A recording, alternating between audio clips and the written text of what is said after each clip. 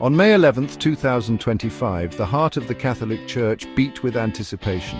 Pope Leo XIV prepared to lead his first Regina Caeli prayer. The location was St. Peter's Basilica in Vatican City. This event was profoundly significant. It marked the first time the newly elected Pope addressed the faithful in this traditional Sunday prayer. The basilica thrummed with the energy of nearly 100,000 people. They gathered in St. Peter's Square and spilled onto surrounding streets. This vast assembly had just witnessed a joyous spectacle. The jubilee of bands and popular entertainment filled the air with music and celebration. This pre-event festivity created an atmosphere of joyous anticipation. The crowd, a sea of faces from across the globe, waited for the Pope. The air buzzed with their collective hope. They hoped to hear a message of guidance and reassurance from their new spiritual leader. This first Regina Caeli was a powerful symbol of unity. It was a chance for the Pope to connect with his flock.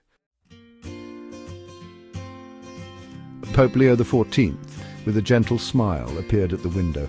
A hush fell over the crowd as his voice, amplified, resonated across the square. He began by commemorating a somber anniversary. It was the 80th anniversary of the end of World War II. He reminded the world that peace, though hard-won, remains fragile. The Pope echoed his predecessor, Pope Francis.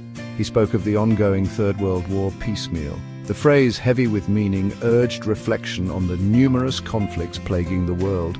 Pope Leo XIV offered specific prayers for several global hotspots. He mentioned Ukraine, calling for a just peace. He prayed for the release of prisoners and the return of children taken to Russia.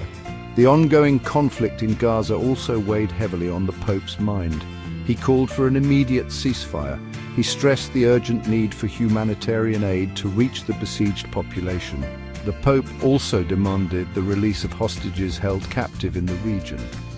While acknowledging the recent ceasefire between India and Pakistan, he lamented the numerous other conflicts dividing the world. Pope Leo XIV's message transcended geopolitical boundaries. He addressed a theme close to the heart of the Church vocations. He emphasized the critical need for young people to answer the call to priesthood and religious life. His words echoed Pope Francis's March message. That message focused on welcoming and accompanying young people discerning their vocations. The Pope addressed the youth directly with heartfelt encouragement. Do not be afraid. Welcome the call of these Church and of Christ the Lord. His words resonated with a sense of urgency and hope. He saw in the younger generation the future of the Church. He implored them to be open to God's plan. The Regina Caeli coincided with another significant occasion, Mother's Day. Pope Leo XIV took the opportunity to acknowledge this special day. He offered warm greetings and heartfelt prayers for mothers worldwide. He remembered mothers who had passed, asking for God's blessings on their souls. Following the Regina Caeli, a solemn procession made its way to St. Peter's tomb.